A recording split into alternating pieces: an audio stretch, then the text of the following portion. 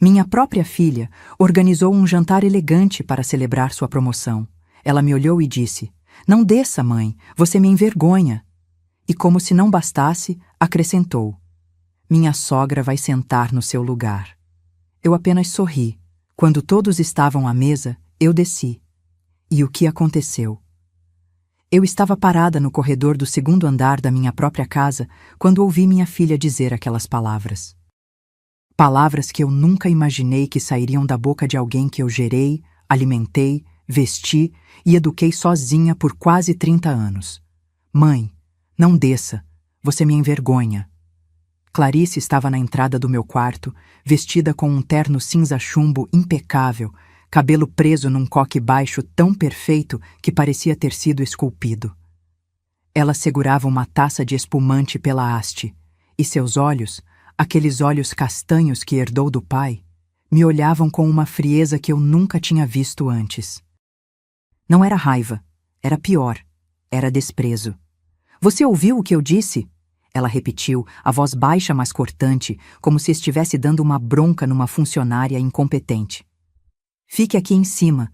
Os convidados estão chegando e eu não posso arriscar você aparecer daquele jeito." Daquele jeito. Olhei para mim mesma. Eu estava com meu vestido de viscose verde-oliva, o que eu tinha de melhor. Simples, é verdade, mas limpo, bem passado, digno. Meu cabelo grisalho estava penteado, preso num rabo de cavalo baixo. Eu tinha até passado um batom rosado discreto. "Clarice, essa é a minha casa", comecei a dizer, mas ela me cortou com um gesto impaciente da mão, fazendo o líquido dourado da taça balançar perigosamente. "Tecnicamente é sua, sim, mas hoje à noite ela precisa parecer apropriada." Ela olhou ao redor do meu quarto com aquela expressão que eu conhecia bem, o mesmo olhar que ela dava quando passava por lojas que considerava muito populares. "E você também precisa parecer apropriada, mãe. Mas como isso não vai acontecer?" Ela deu de ombros. Foi nesse momento que ouvi passos subindo a escada. Uma mulher surgiu atrás da minha filha. Edilene, a sogra dela.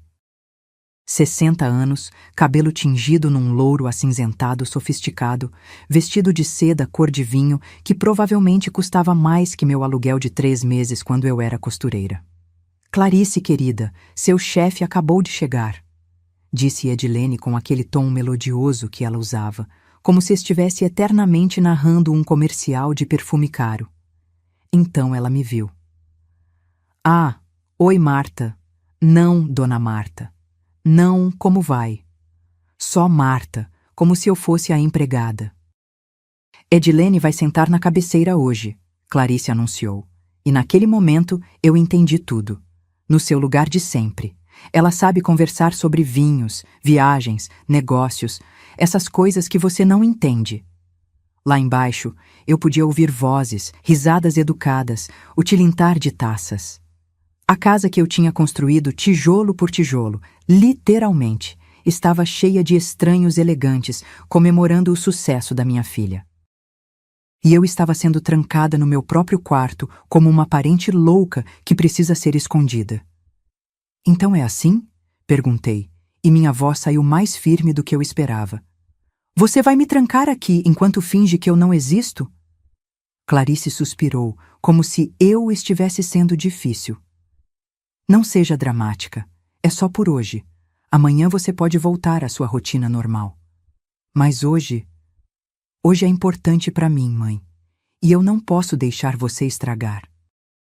Edilene pôs a mão no ombro da minha filha num gesto de solidariedade. "Clarice trabalhou tanto para chegar até aqui.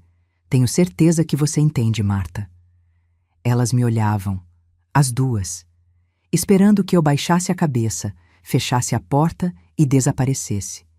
E foi aí que eu sorri. Um sorriso pequeno, tranquilo. O tipo de sorriso de quem sabe exatamente o que vai fazer. "Tudo bem", eu disse. "Não vou descer." O alívio no rosto da Clarice foi instantâneo. "Ótimo. Obrigada por entender, mãe." Ela já estava se virando, Edilene ao lado dela quando eu acrescentei: "Ainda não." Elas pararam. Clarice olhou para trás. "Como assim?" "Eu disse que não vou descer ainda, mas quando eu descer..." Deixei a frase no ar, aquele sorriso ainda nos meus lábios. Quando eu descer, querida, você vai desejar ter me deixado ficar aqui em cima. Vi a confusão no rosto dela, a irritação, mas também um lampejo de medo. Elas desceram. Fechei a porta do quarto devagar e me sentei na beirada da minha cama. Aquela cama de casal que eu dividia com Benedito há 40 anos, antes dele partir e me deixar sozinha com uma menina de 8 anos e uma pilha de contas para pagar. Da janela do meu quarto, eu podia ver os carros de luxo estacionados na frente da casa. Um BMW preto, um Audi prata, um Mercedes branca. Eu podia ouvir a música ambiente suave que Clarice tinha colocado. Alguma coisa clássica, piano e cordas. Abri a gaveta da mesinha de cabeceira. Lá dentro estava um envelope marrom. Eu o peguei, passei os dedos pela superfície áspera do papel. Dentro dele estava tudo o que eu precisava. 3 semanas atrás, eu tinha descoberto o que minha filha estava planejando. 3 semanas de fingir que não sabia de nada. 3 semanas preparando minha resposta. Lá embaixo, ouvi um brinde. A Clarice, a nova gerente regional. Risadas, palmas. Olhei para o relógio. 8h15 da noite. Eles deviam estar servindo o prato principal agora. O tal buffet sofisticado que Clarice contratou por R$ 12.000. R$ 12.000 num jantar. Eu levantei 5 filhos de costureiras com menos que isso por mês. Levantei, alisei meu vestido verde-oliva, peguei o envelope, olhei no espelho. Meus 68 anos me encaravam de volta. Cabelos grisalhos, rugas ao redor dos olhos, mãos calejadas de décadas de trabalho. Você me envergonha, tinha dito minha filha. Respirei fundo. Abri a porta e desci as escadas. O salto baixo das minhas sapatilhas marrom faziam um som suave nos degraus de madeira. Quando cheguei no meio da escada, consegui ver a sala de jantar. A mesa estava linda, preciso admitir. Toalha branca imaculada, arranjos florais enormes, prataria reluzente. 15 pessoas sentadas, todas vestidas como se fossem para uma gala. E lá, na cabeceira onde eu sempre sentava nos domingos, estava Edilene, com aquele sorriso de quem conquistou um território. Clarice estava de pé, ainda fazendo seu discurso de agradecimento. E agradeço especialmente ao apoio da minha família. Foi quando ela me viu. O copo de vinho parou no ar. O sorriso congelou.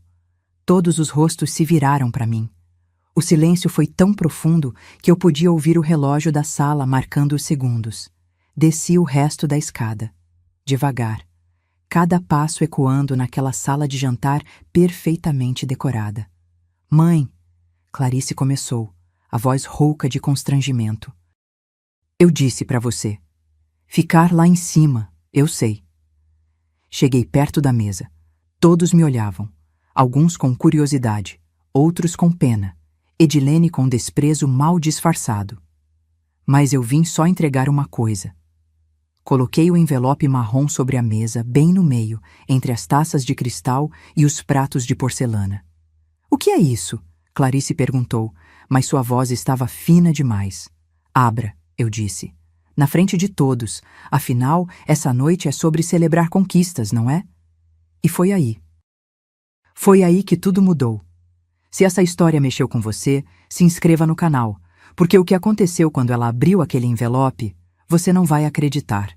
E eu vou contar cada detalhe. Mas antes de eu contar o que tinha dentro daquele envelope, vocês precisam entender como eu cheguei até ali. Como uma mulher de 68 anos, de vestido verde-oliva simples, teve coragem de descer aquelas escadas sabendo que seria humilhada. Porque eu não nasci forte, eu me tornei. Eu tinha 22 anos quando conheci Benedito. Ele era mecânico numa oficina pequena no bairro onde eu morava, na Zona Norte. Mãos sempre sujas de graxa, sorriso largo, jeito simples de ser. A gente se casou 6 meses depois num cartório, com 2 testemunhas que ele chamou da oficina. Sem festa, sem vestido branco. Mas eu era feliz. Benedito ganhava pouco, mas era honesto. Todo dia 15 ele trazia o dinheiro para casa, punha na minha mão e dizia: Faz render, Martinha. Você é boa nisso. E eu fazia render. Comprava no atacado, cozinhava feijão para a semana toda, remendava a roupa até não poder mais. Quando Clarice nasceu, eu estava com 23. Foi num hospital público, num parto que durou 14 horas. Benedito ficou do lado de fora da sala, andando de um lado para o outro, roendo as unhas. Quando a enfermeira trouxe nossa filha, eu vi lágrimas nos olhos dele. Ela vai ter tudo que a gente não teve, ele disse, beijando a testa da Clarice. Eu juro, Marta. Essa menina vai estudar, vai ter oportunidades. E ele tentou cumprir. Durante 8 anos, Benedito trabalhou feito um condenado. Fazia hora extra, pegava serviço nos fins de semana, consertava carro de madrugada para ganhar uns trocados a mais. Tudo para Clarice ter caderno novo, lápis de cor, tênis sem furo. Eu trabalhava também, costurava para fora, vestidos de festa, roupas de bebê, ajustes em calças. A máquina de costura velha, que minha mãe me deixou, ficava zunindo até tarde da noite, enquanto Clarice dormia no quarto ao lado. A gente não tinha muito, mas a gente tinha paz. Até aquela terça-feira. Clarice estava com 8 anos. Eu tinha acabado de buscá-la na escola quando o telefone tocou. Era o dono da oficina, a voz trêmula. Dona Marta, aconteceu um acidente. O elevador do carro tinha cedido. Benedito estava embaixo, fazendo manutenção. 43 anos. Morreu na hora. Eu não lembro direito dos dias que se seguiram. Lembro de gente entrando e saindo da minha casa. Lembro de Clarice me perguntando onde estava o pai. Lembro de sentar no velório e não conseguir chorar, porque se eu começasse, tinha medo de nunca parar. A oficina pagou indenização. 180 mil reais. Parecia uma fortuna naquela época. Minha irmã mais velha, Gilda, veio me visitar 3 dias depois do enterro.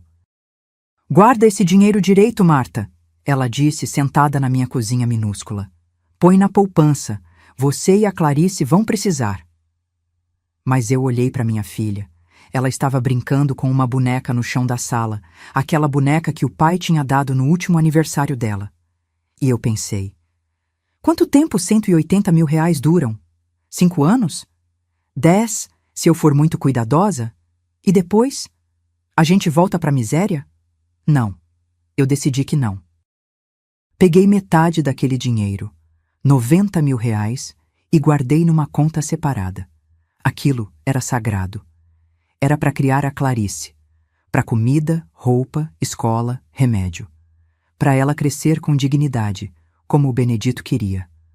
Os outros 90 mil, esses eu ia fazer trabalhar. Tinha uma salinha comercial para alugar perto do mercado municipal. 30 metros quadrados, cheiro de mofo, janela quebrada. O dono queria 15 mil de entrada. Eu dei 20 e pedi para ele reformar o banheiro. Comprei 5 máquinas de costura industriais usadas, 10 mil reais no total. Comprei tecido no atacado, malha, algodão, linho, mais 20 mil.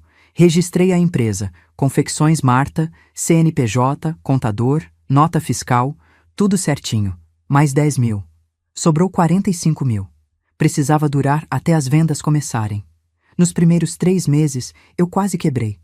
Costurava de madrugada, ia vender de dia, buscava Clarice na escola no horário do almoço, voltava para costurar mais. Dormia 4 horas por noite. Emagreci 7 quilos. Mas eu não desisti. Comecei fazendo roupinhas de bebê.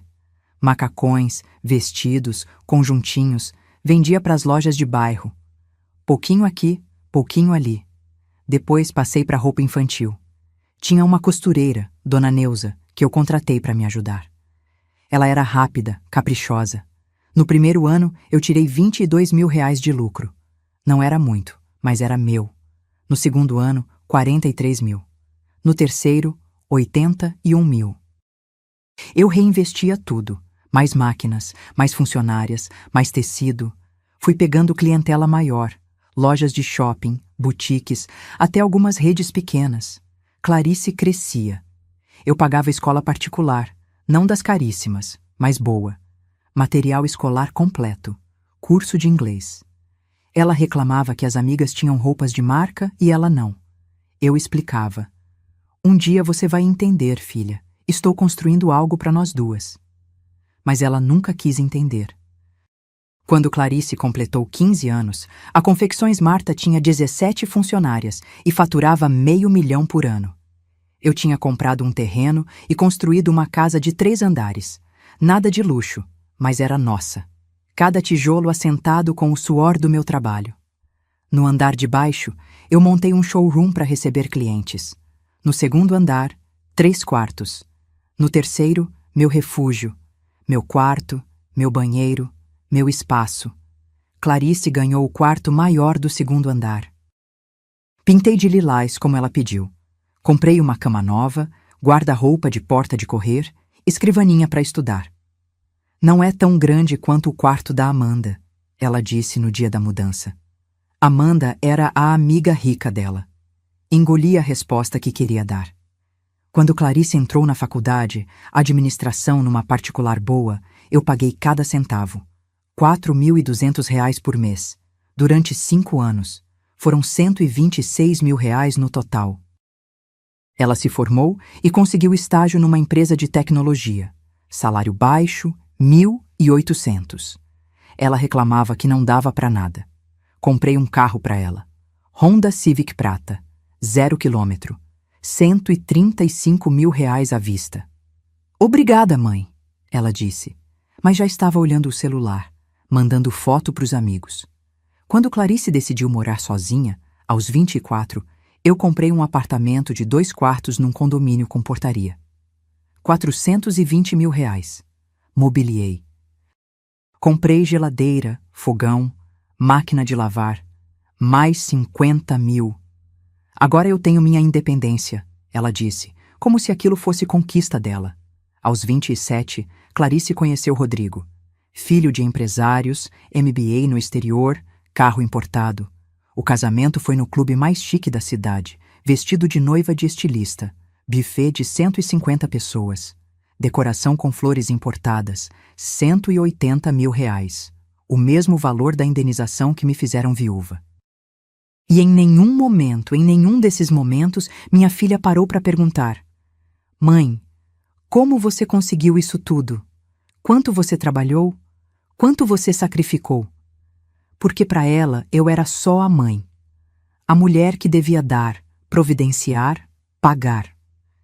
15 anos depois de abrir aquela salinha de 30 metros quadrados, a Confecções Marta valia R$2.300.000. Tinha 42 funcionárias. Fornecia para redes grandes em 3 estados.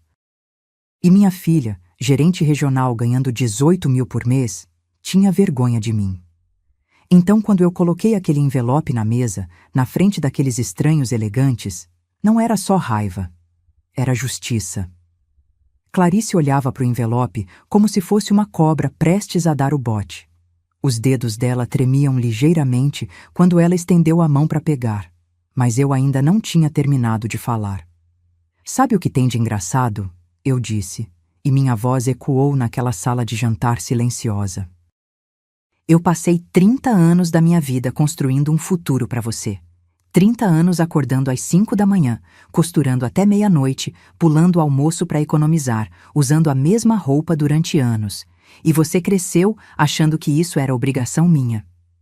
Um dos convidados, um homem de terno azul marinho que devia ser o tal chefe dela, pigarreou desconfortável. Mas ninguém se mexeu. Era como se todos estivessem paralisados, esperando o próximo ato de uma peça de teatro. Edilene tentou intervir com aquela voz adocicada dela. Marta, talvez não seja o momento apropriado para... Apropriado? Eu virei para ela. A senhora acha apropriado chamar de popular a decoração da minha casa? Apropriado sugerir que minhas cortinas de linho, que eram da minha sogra, que me acolheu quando eu fiquei viúva, eram coisa de pobre? Apropriado tomar o meu lugar na cabeceira da minha mesa? Edilene ficou branca. Algumas pessoas ao redor da mesa trocaram olhares. Clarice fechou os olhos por um segundo, como se estivesse orando para que o chão se abrisse e a engolisse. Mãe, Por favor, ela sussurrou. Por favor, o quê, Clarice? Por favor, fique quieta. Por favor, volte lá para cima e finja que não existo. Minha voz não estava alta, estava firme, cada palavra saindo devagar, pesada. Você tem ideia de quanto custou cada coisa que eu te dei? Ela não respondeu. Só ficou ali parada, segurando aquele envelope como se fosse uma sentença de morte. Deixe eu refrescar sua memória, continuei. Faculdade particular, 5 anos, R$ 126.000. Eu sei o número exato porque foram 60 prestações de 4.200, 60 meses trabalhando dobrado para pagar aquela mensalidade. Vi uma mulher loira do outro lado da mesa. Devia ser colega de Clarice. Arregalar os olhos. O Honda Civic que você tanto queria porque não podia chegar no estágio de ônibus? R$ 135.000, à vista. Eu vendi um lote de produção inteiro para uma rede de São Paulo para conseguir aquele dinheiro. Clarice estava mortalmente pálida agora. Mãe, todo mundo aqui não precisa saber. Não precisa? Eu ri. Um riso curto, sem humor. Mas todo mundo aqui precisa saber que você é gerente regional, que você é bem-sucedida, que você conseguiu subir na vida. Só não podem saber que foi eu quem pagou cada degrau dessa escada, né? Rodrigo, o marido dela, estava sentado 2 cadeiras à esquerda. Ele olhava para o prato como se quisesse desaparecer dentro dele. O apartamento onde vocês moraram antes de voltarem temporariamente para cá? R$ 420.000. Mais 50.000 de mobília. Geladeira de 3 portas porque você disse que a comum era muito básica. Sofá de couro porque tecido envelhece rápido. Até as panelas eram importadas. Eu fiz uma pausa. Respirei fundo.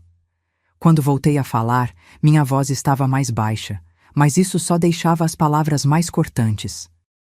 O seu casamento. Aquele casamento lindo no clube. Vestido que custou mais que o carro que eu dirigia na época. Decoração com orquídeas vindas não sei de onde. Buffet com camarão e champanhe francês. Você sabe quanto foi? Clarice apertou os lábios. Não ia responder. Então eu respondi por ela. R$ 180.000. Exatamente o valor da indenização que eu recebi quando seu pai morreu. Quando eu fiquei sozinha com você, uma criança de 8 anos, sem saber como ia pagar as contas do mês seguinte. Minha voz tremeu um pouco, mas segurei. Seu casamento custou o preço da morte do seu pai. Alguém engasgou no vinho. Um barulho abafado de vidro batendo em madeira. E sabe o que você me disse no dia do casamento? Continuei. Quando eu comentei que estava cansada porque tinha trabalhado até tarde, finalizando uma encomenda grande, justamente para cobrir os custos extras que apareceram de última hora? Clarice estava olhando para a mesa agora, as mãos tremendo visivelmente. Você disse, mãe, não fala de trabalho hoje. As pessoas vão pensar que você é obcecada por dinheiro. Deixei aquilo pesar no ar. Obcecada por dinheiro. Eu, a mulher que estava pagando 80% daquela festa. O chefe de Clarice, o homem de terno azul marinho, cruzou os braços. Ele estava prestando atenção agora. Muita atenção. Durante todos esses anos, eu disse, você nunca perguntou se eu estava bem, se eu precisava de ajuda, se eu estava cansada. Nunca ofereceu pagar uma conta sequer. Quando você começou a ganhar bem, nunca sugeriu dividir o IPTU dessa casa. Nunca ofereceu comprar comida. Nada. Eu achei que você não precisava. Clarice começou, mas a voz dela era fraca. Você achou? Ou você simplesmente não quis ver? Apontei para o vestido elegante dela. Esse terno que você está usando custou quanto? 3.000? 4.000 reais? Ela não respondeu. Eu usei o mesmo casaco de lã durante 10 invernos seguidos. 10. Porque cada real que sobrava, eu investia ou guardava para você. Olhei ao redor da mesa. E hoje, na noite em que ela celebra o sucesso dela, sucesso que eu financiei, ela me manda ficar trancada no quarto porque eu envergonho ela. Edilene tentou novamente. Às vezes as mães não entendem que os filhos precisam de espaço para... A senhora não fala da minha relação com minha filha, cortei seco. A senhora que passa aqui todo fim de semana comendo da comida que eu compro, usando o ar-condicionado que eu pago, estacionando na garagem que eu construí e ainda tem coragem de dizer que minhas cortinas são popularescas. Edilene abriu a boca. Fechou. Ficou roxa. Voltei minha atenção para Clarice. Abre o envelope. Mãe, eu não quero. Abre. Ela olhou ao redor da mesa procurando apoio, mas todos estavam olhando para ela agora, esperando, curiosos. Alguns, eu notei, já não pareciam tão simpáticos. Com as mãos tremendo, Clarice rasgou o envelope. Tirou os papéis de dentro. Eram 3 folhas grampeadas. Ela começou a ler, e a cada linha ficava mais branca. O que é isso? Rodrigo perguntou, tentando ver por cima do ombro dela. Clarice engoliu seco. A voz dela saiu como um fio. É uma notificação. Notificação de quê? Insistiu o marido. Foi quando eu respondi, clara e calma. De despejo. Vocês têm 45 dias para sair da minha casa. O silêncio que caiu sobre aquela mesa foi absoluto. Até a música ambiente parecia ter parado. E tem mais, eu disse. Mas isso eu vou explicar melhor na frente de todo mundo. Porque afinal, Clarice, essa noite é sobre celebrações, não é? E então, finalmente, eu puxei uma cadeira. Não a cabeceira onde Edilene estava sentada, mas uma cadeira livre ao lado do chefe de Clarice. E sentei. Alguém pode me passar o vinho? Ninguém passou o vinho. Ficaram todos paralisados, olhando para mim como se eu tivesse acabado de pousar de Marte. Então eu mesma peguei a garrafa que estava no centro da mesa. Um rótulo que eu não reconhecia, provavelmente caríssimo, e servi meu próprio copo. O vinho era bom, melhor do que os que eu costumava comprar no mercado. Mas não era tão especial quanto aquela gente toda fingia que era. Clarice, querida, talvez seja melhor conversarmos em particular. Edilene tinha recuperado a voz, embora ela saísse mais fina que o normal. Não. Eu disse, colocando o copo na mesa com um som seco. Nada de particular. Eu fui humilhada na frente de 15 estranhos. Então, 15 estranhos vão ouvir minha história completa. Olhei para Edilene. Realmente olhei. Pela primeira vez desde que aquela mulher tinha começado a frequentar minha casa 6 meses atrás, eu parei para analisar quem ela realmente era. 60 anos bem vividos. Unhas feitas toda semana, cabelo tingido naquele salão caro da avenida. Roupas que ela trocava como quem troca de máscara, sempre perfeitas, sempre coordenadas, sempre gritando, eu tenho dinheiro. Mas tinha uma coisa nos olhos dela, uma dureza. O tipo de dureza que vem de quem passou a vida inteira preocupada em parecer melhor que os outros. A senhora começou a vir aqui em março, eu disse. Lembro direitinho. Foi num sábado. Clarice tinha feito não sei que prato sofisticado e convidou vocês para almoçar. Edilene assentiu, desconfortável, sem entender aonde eu queria chegar. Eu estava na cozinha, lavando louça. Minha máquina tinha quebrado na semana anterior e eu ainda não tinha conseguido chamar o técnico. A senhora entrou, olhou ao redor e disse, eu lembro das palavras exatas. Que charmoso. Tem até aquela estética retrô de casa antiga. Vi algumas pessoas ao redor da mesa tentando esconder sorrisos. Eles sabiam. Sabiam que estética retrô era só uma forma educada de chamar minha casa de velha e ultrapassada. Aí a senhora viu minhas cortinas.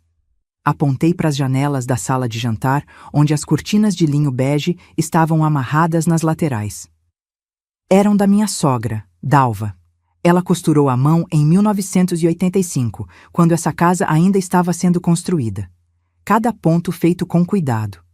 Dalva morreu 3 anos depois, mas deixou essas cortinas para mim. Disse que era para eu lembrar que família é tecida devagar, com paciência. Minha voz ficou mais dura. A senhora olhou para as cortinas e disse, nossa, Marta, que coisa mais tradicional, Mas tradição às vezes envelhece mal, né? No meu apartamento, eu só uso persianas automatizadas. Muito mais prático e moderno. Edilene mexeu no colar de pérolas. Eu não quis ofender, eu só quis deixar claro que eu era inferior, que minhas escolhas eram erradas. Que minha casa, que eu construí tijolo por tijolo, não era boa o suficiente. Bebi outro gole de vinho. E sabe o que me doeu mais? Foi que Clarice riu. Minha própria filha ficou do seu lado e riu das cortinas da avó dela. Clarice estava com o rosto vermelho agora. Mãe, eu não ri pra te magoar, foi só que você achou engraçado. Achou engraçado que sua mãe ainda tinha cortinas velhas. Achou engraçado que eu não acompanhava as tendências de decoração. Apoiei os cotovelos na mesa. Mas sabe o que eu achei engraçado? É que essas cortinas antigas foram costuradas com o mesmo tecido que eu usei para fazer os primeiros macacões de bebê que vendi. Linho de qualidade, resistente, duradouro. Peguei o guardanapo e limpei os lábios devagar antes de continuar.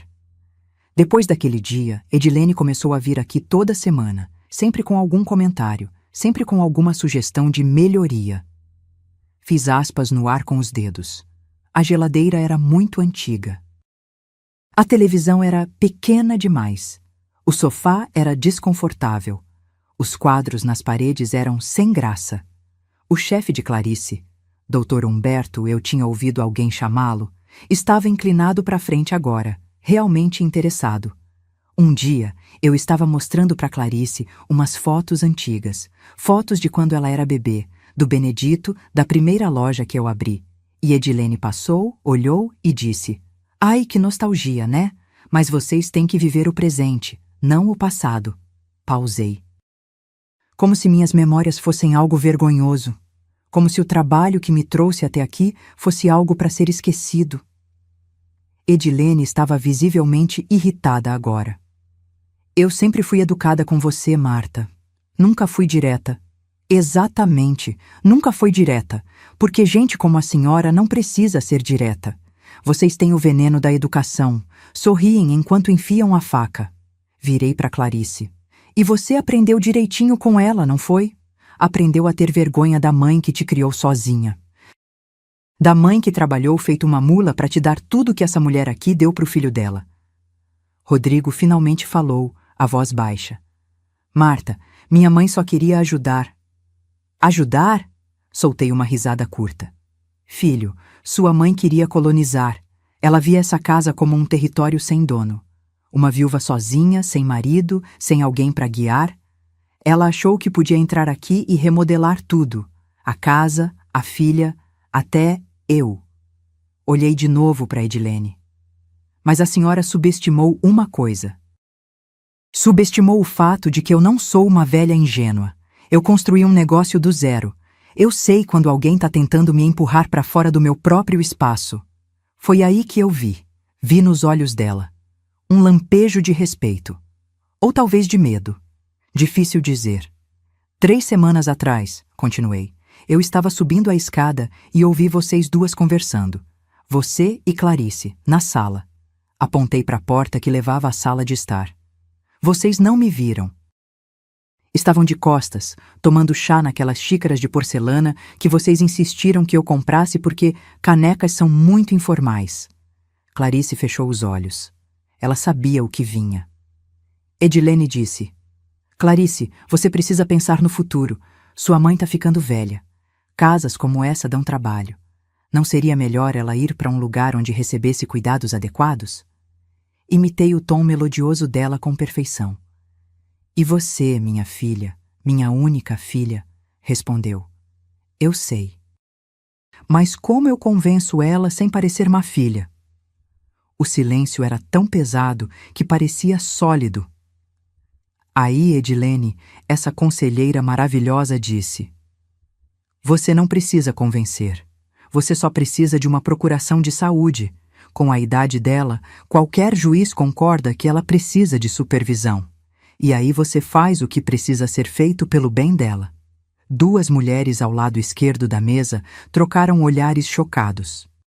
Foi nesse momento, eu disse, olhando direto para os olhos da minha filha. Que eu entendi que você não tinha vergonha de mim só pelos meus vestidos simples. Você queria me apagar, me internar, me tirar do caminho, para ficar com minha casa, com meu espaço, com minha vida. E foi quando Clarice finalmente quebrou. As lágrimas desceram pelo rosto de Clarice, borrando a maquiagem perfeitamente aplicada. Mas eu não senti pena. Não ainda. Não foi assim, ela sussurrou, a voz engasgada. Mãe, você está distorcendo tudo. Eu só estava preocupada com você.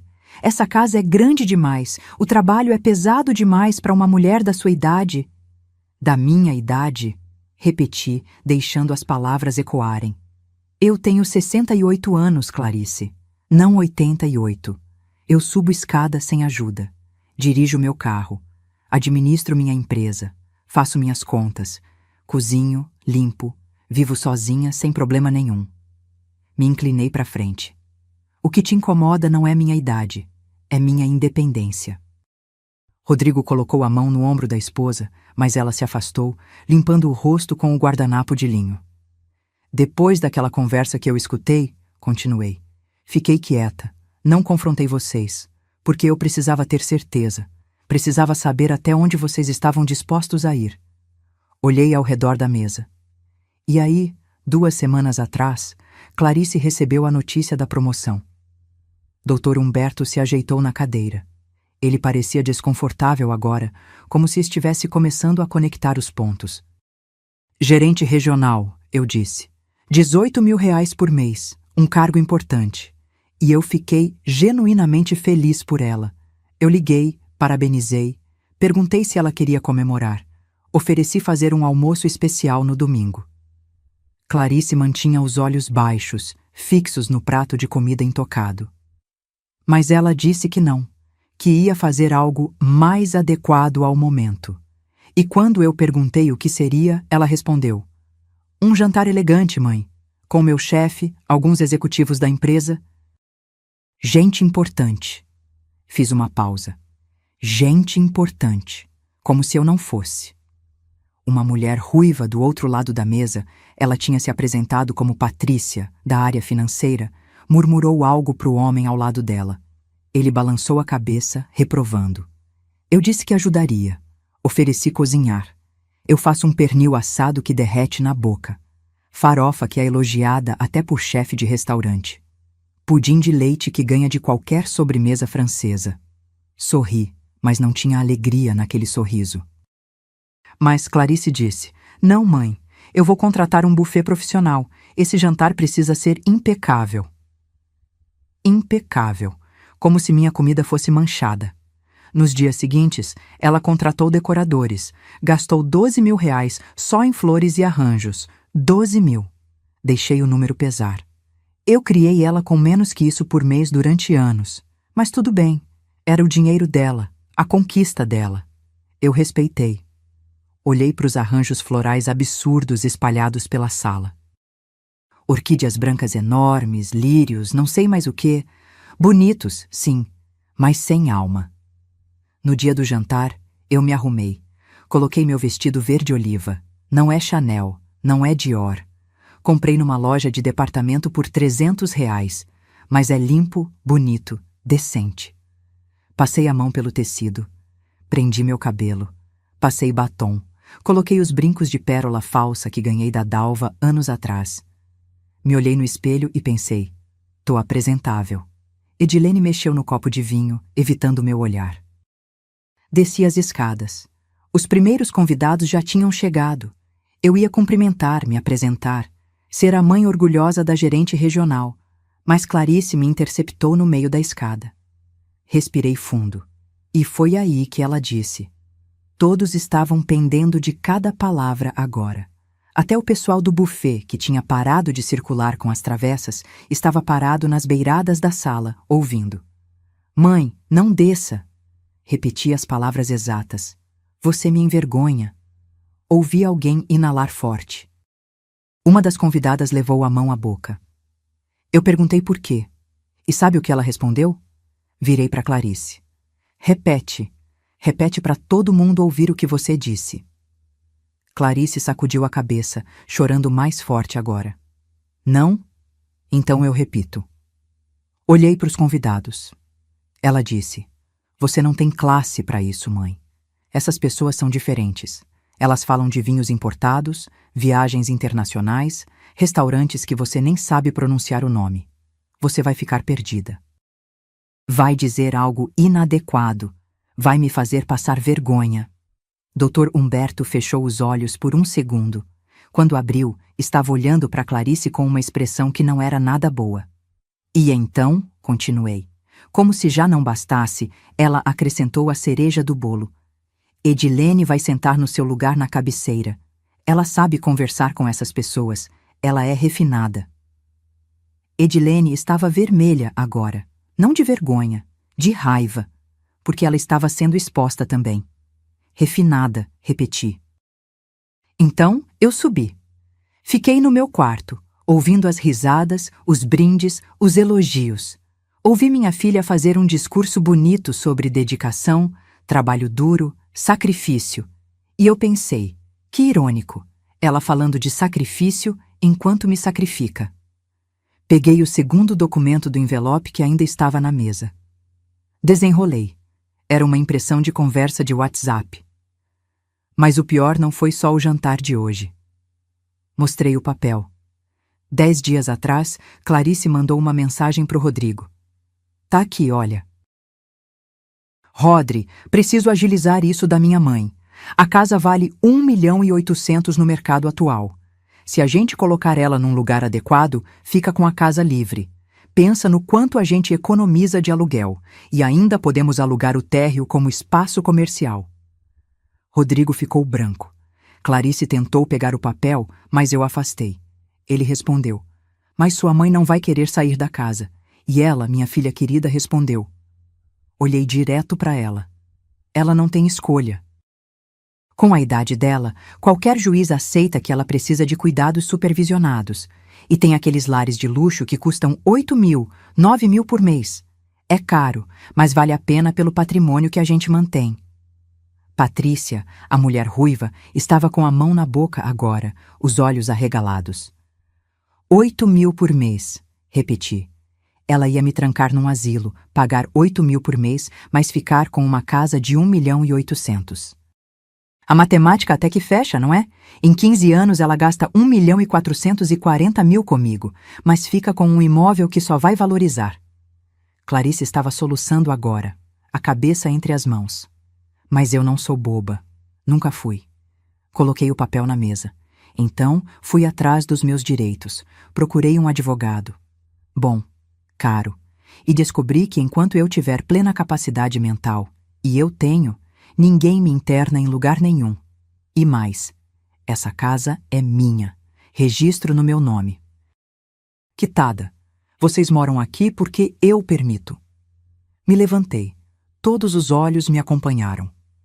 Então sim, Clarice, você me envergonha. Mas não pelas razões que você pensa. Você me envergonha porque eu te dei tudo e você aprendeu a dar nada. E foi aí que Dr. Humberto finalmente falou. Dr. Humberto limpou a garganta. Era um homem de uns 50 e poucos anos, cabelo grisalho bem cortado, óculos de armação fina. O tipo de pessoa que você olha e sabe que chegou onde está por competência, não por sorte. Clarice, ele disse, e a voz dele tinha aquele tom que chefe usa quando está profundamente desapontado. Não era raiva, era pior, era decepção. Nós precisamos conversar. Segunda-feira, na minha sala, 8 horas. Clarice levantou a cabeça bruscamente.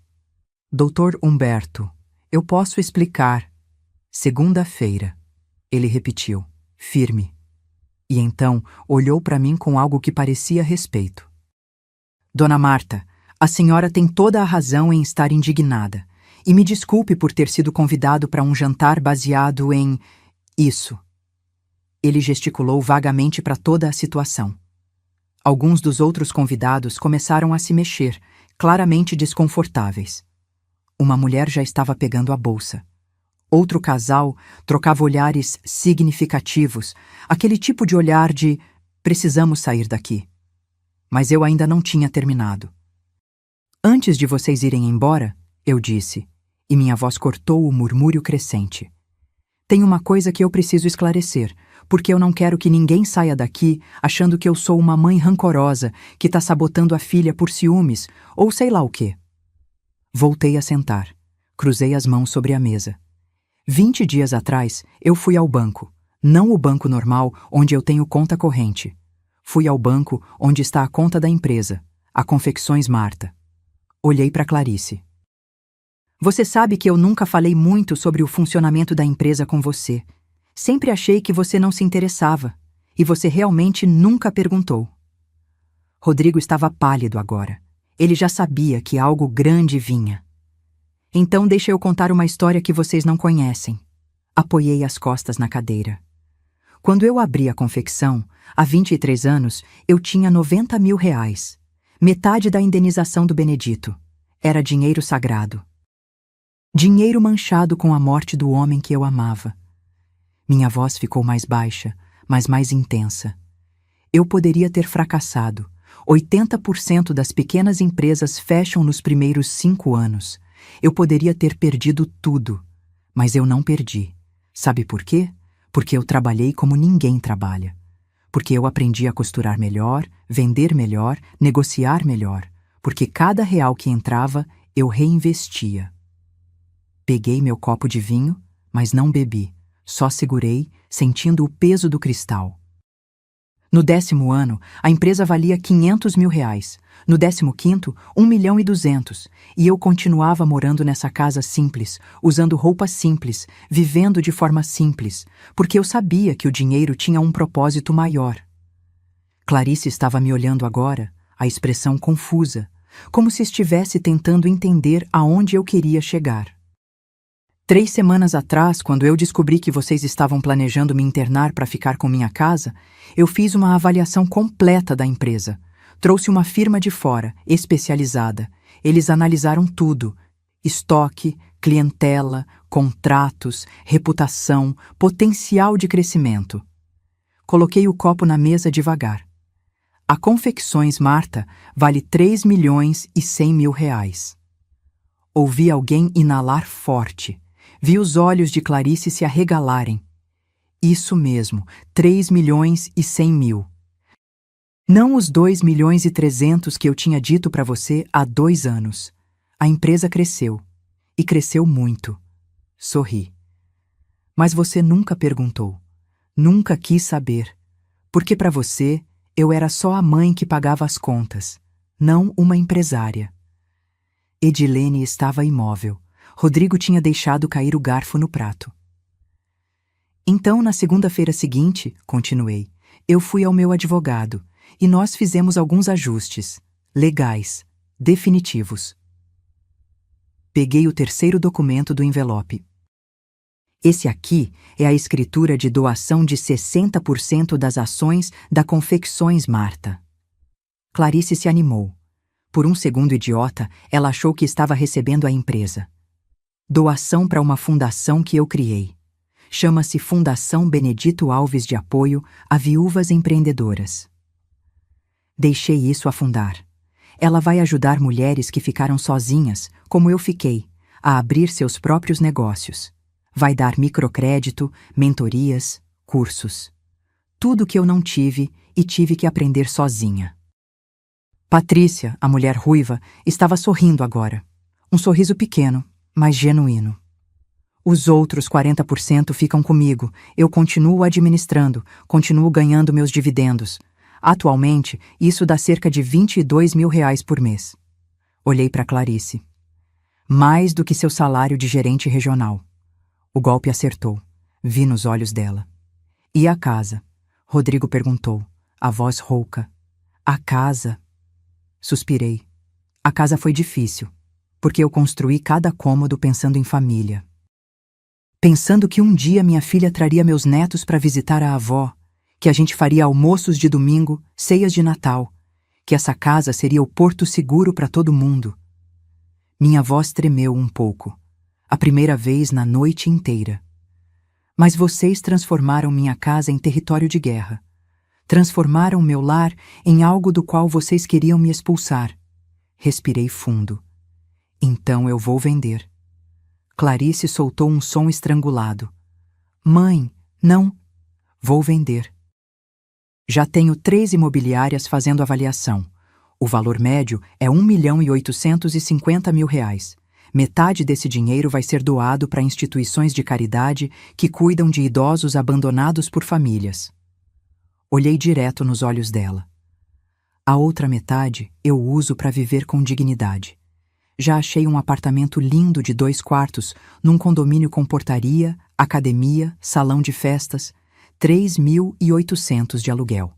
Perfeitamente dentro do meu orçamento. E nós? Rodrigo perguntou. Vocês têm 45 dias para sair. Tá tudo no papel que Clarice está segurando. Notificação formal de despejo. Entregue hoje na frente de testemunhas. Gesticulei para os convidados. 15 testemunhas, para ser exata. Dr. Humberto deu um sorriso pequeno. Ele entendia a estratégia quando via uma. Depois que vocês saírem, a imobiliária assume. Casa fica à venda. Processo limpo, legal, documentado. Peguei minha bolsa que estava no chão ao lado da cadeira. De dentro, tirei mais um papel. E tem isso aqui também. Era uma foto. Impressa. Colorida. Lembram que eu disse que 3 semanas atrás eu ouvi vocês conversando sobre me internar? Mostrei a foto. Era de Clarice e Edilene, sentadas na minha sala tomando chá. A foto tinha sido tirada da escada. Eu gravei a conversa inteira. Está com meu advogado e também está salva em 3 lugares diferentes, incluindo a nuvem. Edilene ficou branca. Caso vocês tentem alegar que eu tô senil, que eu não tenho capacidade, que eu preciso de curador, essa gravação mostra exatamente o contrário. Mostra vocês conspirando contra uma mulher perfeitamente lúcida. Coloquei a foto na mesa, ao lado dos outros documentos, um arsenal completo de provas. Então sim, Clarice, você organizou um jantar elegante. Você me mandou ficar trancada no quarto porque eu te envergonho. Levantei finalmente. Mas eu desci. E o que aconteceu? É que você descobriu que sua mãe não é a velha fraca que você achava que era. Me virei para sair. Aproveitem o resto do jantar. A comida custou caro demais para desperdiçar. E subi as escadas, deixando 15 pessoas em silêncio absoluto e uma filha em pedaços. Quando fechei a porta do meu quarto, minhas pernas tremiam. Não de medo, de adrenalina pura. Eu tinha acabado de fazer algo que vinha planejando por 3 semanas e agora que tinha acontecido, meu corpo finalmente reagia. Sentei na beirada da cama. Lá embaixo, eu podia ouvir o caos, vozes se sobrepondo. Clarice chorando, alguém discutindo, portas batendo, carros ligando e partindo. O jantar elegante tinha virado um velório. Olhei para o envelope marrom que eu tinha deixado na gaveta. Ainda tinha mais papéis ali dentro. Papéis que eu não mostrei. Porque algumas cartas você guarda para jogar depois, quando o adversário acha que já viu tudo. E eu tinha visto muita coisa naquelas 3 semanas. Tudo começou naquela tarde de quinta-feira. Eu tinha voltado mais cedo da empresa porque estava com dor de cabeça. Entrei em casa pela porta lateral, aquela que dá direto na cozinha. Deixei a bolsa no balcão e ia subir para tomar um remédio quando ouvi vozes na sala de estar. Vozes baixas, conspiratórias. Alguma coisa no tom me fez parar. Me fez ficar quieta ali na cozinha, escondida atrás da parede divisória. Você precisa agir logo, Clarice. Era a voz de Edilene. Ela não vai ficar mais jovem. E quanto mais velha, mais difícil fica o processo. Eu sei. Clarice soava frustrada. Mas como eu faço isso sem parecer a vilã? Meu coração começou a bater mais rápido. Do que elas estavam falando? Você não é vilã, querida. Você é uma filha cuidadosa. Edilene tinha aquele jeito dela. Aquele tom que transformava veneno em mel. Olha, quando meu tio começou a ficar difícil, minha prima conseguiu uma procuração de saúde. Foi tranquilo. O advogado montou tudo certinho. Ouvi o som de xícara batendo em pires. Mas minha mãe não tá doente, Clarice disse. Ela não tem Alzheimer, Não tem demência. Ela é chata, controladora, mas não é incapaz. Controladora. Minha própria filha me chamando de controladora. Não precisa ser incapaz, Edilene respondeu. Basta demonstrar que ela não consegue mais gerenciar os próprios interesses. Uma casa desse tamanho? Uma empresa? Tudo sozinha na idade dela? Qualquer juiz vai concordar que ela precisa de ajuda. E depois? Depois você assume a gestão dos bens dela. Legalmente. Pelo bem dela, claro.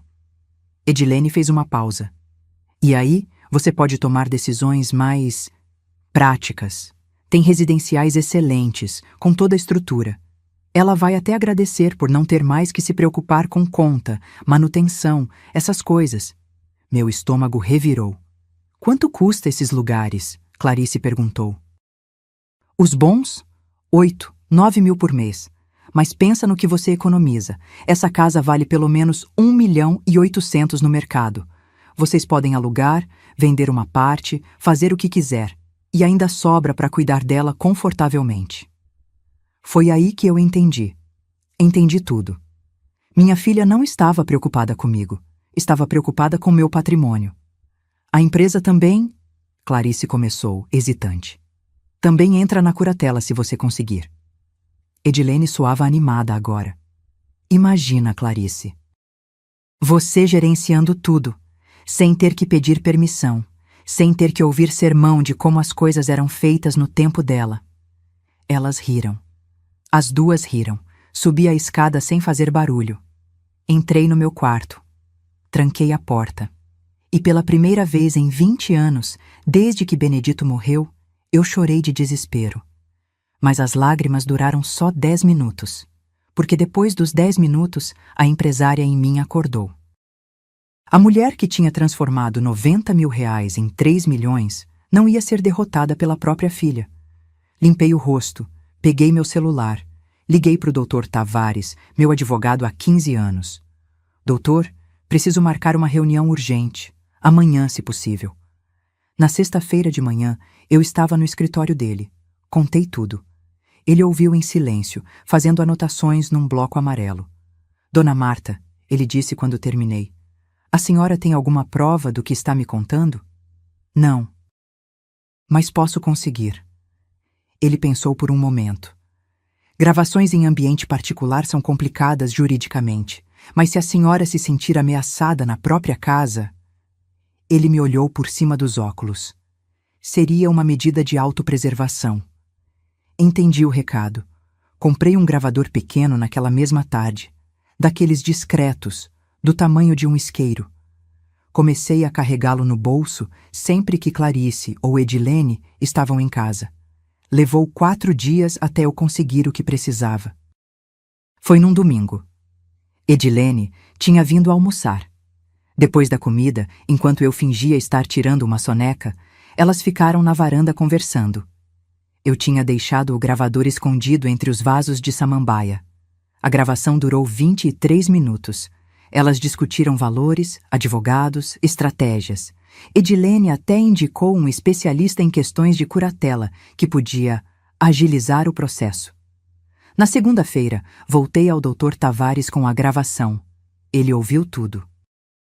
Quando terminou, balançou a cabeça. Isso é suficiente, mais que suficiente. Ele tirou os óculos e me olhou sério. Dona Marta, a senhora precisa agir agora. Se ela der entrada num processo de interdição antes, mesmo sem fundamento, vira uma batalha jurídica longa e cara. O que eu faço? Primeira coisa, avaliação psiquiátrica completa. Eu indico um profissional. A senhora faz todos os testes, documenta que está plenamente capaz. Segunda, protege seus bens. Testamento atualizado, doações estratégicas, se for o caso. Terceira, notificação de despejo. Se ela mora na sua casa sem pagar aluguel, você tem todo o direito. Fiz tudo, cada passo. A avaliação psiquiátrica levou uma manhã inteira. Testes de memória, raciocínio lógico, saúde mental. O laudo saiu 5 dias depois. Paciente apresenta plenas capacidades cognitivas e emocionais. Não há indícios de demência, alterações de personalidade ou incapacidade para a gestão da própria vida. Atualizei meu testamento. Criei a fundação, transferi as ações, cada documento assinado, reconhecido em cartório, registrado, e então preparei a notificação de despejo. Dr. Tavares me aconselhou: entregue num momento público, com testemunhas. Assim não tem como ela alegar coação ou que a senhora não estava lúcida. Um momento público, repeti. Foi quando Clarice anunciou o jantar, e eu sorri. Porque finalmente, depois de 3 semanas de silêncio estratégico, de engolir comentários maldosos, de fingir que não sabia de nada, eu ia virar o jogo. Naquela noite, sentada na minha cama depois de toda a explosão lá embaixo, eu abri o envelope marrom que tinha ficado na gaveta. Dentro tinha mais 3 documentos. Um era a avaliação detalhada da empresa mostrando os 3.100.000 reais. Outro era meu testamento atualizado. E o terceiro? O terceiro era uma cópia de mensagens que Rodrigo tinha mandado para o irmão dele, Gabriel, 2 semanas atrás. Cara, a sogra tá sentada em cima de uma fortuna e nem percebe. A Clarice tá certa. A gente precisa tomar controle antes que ela faça alguma burrada, tipo doar tudo para a igreja. Guardei os papéis de volta. Ainda tinha munição. Porque uma coisa que Clarice nunca entendeu. Não era só minha idade que ela subestimava. Era minha inteligência. Passei a noite toda acordada. Não de ansiedade. De alerta. Como um general que acabou de vencer a primeira batalha, mas sabe que a guerra ainda não terminou. Lá embaixo, a casa tinha ficado em silêncio por volta das 11 da noite. Os convidados tinham ido embora há horas. Ouvi Clarice e Rodrigo discutindo em voz baixa no quarto deles, mas não consegui distinguir as palavras. Depois, silêncio. Dormi por volta das 3 da manhã. Acordei às 6, como sempre. O corpo tem memória. 30 anos acordando cedo para trabalhar não se apagam da noite para o dia. Desci para a cozinha. A sala de jantar ainda estava do jeito que tinha ficado na noite anterior. A mesa linda. Agora uma bagunça de pratos sujos, taças pela metade, guardanapos amassados, as flores caríssimas começando a murchar no calor. 12.000 reais jogados fora. Fiz café, forte, como o Benedito gostava. Sentei na mesinha pequena da cozinha, meu cantinho, e fiquei olhando pela janela. O sol nascendo devagar, pintando o céu de laranja e rosa. Foi aí que Clarice apareceu. Ela estava sem maquiagem, os olhos inchados de tanto chorar. Ainda usava a calça do terno de ontem, mas tinha trocado a blusa por uma camiseta velha. Parecia ter envelhecido 10 anos numa noite. Mãe! A voz dela saiu rouca. Não respondi. Só tomei meu café. Mãe, a gente precisa conversar. Agora você quer conversar. Não olhei para ela. Continuei olhando pela janela. Ontem você queria que eu ficasse trancada no quarto. Que diferença faz um dia? Ela puxou uma cadeira e sentou. Colocou as mãos sobre a mesa, entrelaçadas, apertando os dedos até ficarem brancos. Eu não sei o que dizer. Então não diga nada. Coloquei a xícara na mesa com cuidado. Você tem 45 dias. Depois disso, se você ainda estiver aqui, chamo a polícia. Você não faria isso. Finalmente olhei para ela, direto nos olhos. Testa. Ela engoliu seco. Viu que eu estava falando sério. Mãe, eu estava confusa. A Edilene. Ela colocou ideias na minha cabeça. Ela disse que seria melhor para você que... Não, cortei. Não coloca a culpa na sua sogra. Você tem 35 anos, Clarice. Você não é criança. Você sabia exatamente o que estava fazendo. Me inclinei para frente. Você ia me internar, me tirar da minha casa, ficar com tudo que eu construí. E ainda ia dormir tranquila, achando que estava fazendo o melhor para mim. As lágrimas dela começaram de novo, mas eu estava vacinada contra aquelas lágrimas. Quantas vezes, perguntei, a voz baixa mas firme. Quantas vezes eu te perguntei se você precisava de ajuda? Se estava tudo bem? Se o dinheiro estava suficiente? E você sempre dizia que sim, que estava tudo ótimo, que você estava se virando. Ela não respondeu. Mas você não estava se virando. Você estava esperando eu ficar velha demais para reagir. Esperando o momento certo para me empurrar para fora da minha própria vida. Não foi assim. Ela tentou. Foi exatamente assim. Levantei. Peguei minha xícara. 45 dias, Clarice. E se eu fosse você, já começava a procurar apartamento. Porque no dia 46 mudo a fechadura. Ia sair da cozinha quando ela disse, a voz desesperada. Dr. Humberto me ligou. Parei. Ele marcou reunião para segunda-feira. Disse que precisa reavaliar minha promoção. A voz dela quebrou. Mãe, eu vou perder tudo. O cargo, a credibilidade, a reputação na empresa. Todo mundo vai saber. Todo mundo que estava naquele jantar vai espalhar. Me virei devagar. E? Ela me olhou como se eu tivesse dado um tapa nela. E? Só isso? Mãe, minha carreira vai acabar. Sua carreira, repeti. Sua carreira que você construiu com o dinheiro que eu ganhei. A faculdade que eu paguei. O carro que eu comprei para você não chegar de ônibus no estágio. O apartamento que eu financiei para você ter independência. Dei um passo em direção a ela. Sua carreira, filha, foi construída em cima do meu sacrifício, e você teve a audácia de ter vergonha de mim. Eu não tive vergonha de você. Ela gritou, ficando de pé. Eu tive vergonha da situação. Você não entende como é pressão no trabalho, expectativas, precisar parecer bem-sucedida. Não entendo. Minha voz saiu mais alta que eu planejava. Eu não entendo pressão? Eu que fiquei viúva aos 30 com uma filha de 8 anos? Eu que acordava às 5 da manhã e dormia à meia-noite para fazer a empresa crescer? Eu que costurava até os dedos sangrarem porque tinha conta para pagar e boca para alimentar? Ela ficou quieta. Você acha que eu não sentia pressão? Que eu não queria desistir? Que não tinha dia que eu olhava para a máquina de costura e pensava, não aguento mais? Minha voz estava tremendo agora. Mas eu não podia desistir. Porque tinha você. Porque eu tinha prometido para o seu pai, no velório dele, que você ia ter tudo que a gente não teve. Limpei uma lágrima que insistiu em cair. E eu cumpri. Te dei educação, conforto, oportunidades. Te dei tudo. Respirei fundo. Mas não te ensinei a coisa mais importante: gratidão. Clarice estava chorando silenciosamente agora, as lágrimas escorrendo sem som. Então não, continuei, mais calma. Eu não tenho pena da sua carreira.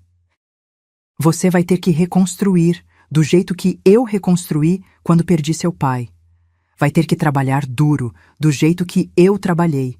Vai ter que provar seu valor do jeito que eu provei. Caminhei até a porta da cozinha. Parei, sem olhar para trás. E quem sabe, no processo, você aprenda o que significa realmente conquistar algo, sem a mamãe pagando a conta. Subi as escadas. Atrás de mim, ouvi o som dela desabando, não num choro delicado. Num choro de quem finalmente entendeu o tamanho da besteira que fez. Mas eu não voltei. Entrei no meu quarto. Tranquei a porta. Sentei na cama. E pela primeira vez em 3 semanas, sorri de verdade. Porque eu tinha feito. Tinha imposto limites. Tinha mostrado que velha não significa fraca, que mãe não significa capacho. Peguei meu celular. Tinha uma mensagem do Dr. Tavares. Dona Marta, os papéis da fundação foram aprovados. Registro saiu hoje. Parabéns. A senhora oficialmente é fundadora e presidente da Fundação Benedito Alves. Olhei para a foto do Benedito na mesinha de cabeceira. Aquela foto antiga, meio desbotada, onde ele está sorrindo com graxa no rosto, segurando a Clarice bebê. Consegui, amor, sussurrei. Nossa filha vai aprender, do jeito difícil, mas vai aprender. E eu acreditava nisso. Porque eu não estava destruindo minha filha. Estava salvando ela. Às vezes, amor significa soltar, significa deixar cair, significa dizer não. E pela primeira vez na vida, eu tinha dito não para Clarice. Não era vingança, era justiça. E justiça, eu tinha aprendido, muitas vezes dói antes de curar. Os próximos dias foram estranhos. Clarice e Rodrigo ficavam no quarto deles a maior parte do tempo. Saíam cedo, voltavam tarde. Quando a gente se cruzava na cozinha ou no corredor, eles desviavam o olhar. Rodrigo tentou falar comigo uma vez. Foi na quarta-feira, 3 dias depois do jantar desastroso. Dona Marta, a senhora não acha que está exagerando? A Clarice errou, eu sei, mas despejo? Tirar tudo dela? Olhei para ele. Realmente olhei. Rodrigo sempre foi bonito, bem educado, o genro que qualquer sogra gostaria de ter. Mas naquele momento eu vi o que ele realmente era. Um homem acostumado a ter tudo resolvido. Um homem que nunca tinha enfrentado consequências de verdade. Rodrigo, eu disse calmamente, eu não tirei nada dela. Eu só parei de dar. Tem diferença.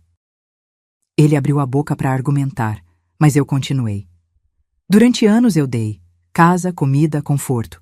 Vocês moravam aqui temporariamente há quanto tempo mesmo? 2 anos e meio. Temporário de 2 anos e meio. Cruzei os braços. Quantas vezes vocês ofereceram pagar aluguel? Dividir as contas? Comprar comida? Ele ficou vermelho. A gente ajudava. Ajudava como? Me diz uma coisa concreta que vocês fizeram por essa casa nos últimos 2 anos. Silêncio. Então não vem falar de exagero comigo. Eu tô só cobrando o aluguel que vocês nunca pagaram. A diferença é que tô cobrando em dignidade. Ele saiu sem responder. Na sexta-feira, uma semana depois do jantar, Clarice recebeu a ligação. Eu estava no meu quarto, trabalhando no laptop, tinha reunião online com fornecedores, quando ouvi o grito dela vindo do andar de baixo. Não, isso não pode estar acontecendo. Fechei o laptop. Desci as escadas devagar. Clarice estava na sala, o celular ainda na mão, o rosto completamente branco. Rodrigo estava ao lado dela, segurando os ombros dela como se ela fosse desabar. O que foi? Perguntei da porta. Ela me olhou, e naquele olhar tinha tanto ódio que eu quase recuei. Você sabia? Não foi pergunta, foi acusação. Você sabia e não me contou. Sabia o quê? A promoção. Dr. Humberto ligou, disse que devido a questões de conduta pessoal incompatíveis com os valores da empresa, eles decidiram. Ela engasgou. Decidiram reverter minha promoção. Volto para analista sênior. Salário volta para 11 mil. 11 mil. Metade do que ela ganharia como gerente regional. E você acha que eu sabia? Perguntei. Você orquestrou, ela gritou. Você me humilhou na frente do meu chefe de propósito. Sabia que isso ia acontecer? Não. Minha voz saiu firme. Eu não sabia, mas também não me surpreende. Clarice, você tratou sua própria mãe como lixo na frente de 15 pessoas. O que você achava que ia acontecer? Que as pessoas iam te aplaudir? Rodrigo tentou intervir. Dona Marta, mas isso é profissional. Não deveria misturar. Não deveria misturar? Virei para ele. Você trabalha onde, Rodrigo? Na Oliveira em Associados, advocacia empresarial. E se seu sócio descobrisse que você está planejando internar a sogra para roubar a herança dela, você acha que continuaria no escritório? Ele ficou mudo. Caráter não é algo que você liga e desliga dependendo do ambiente. Caráter é quem você é quando ninguém está olhando, e o Dr. Humberto viu exatamente quem vocês são. Clarice jogou o celular no sofá. Você destruiu minha vida.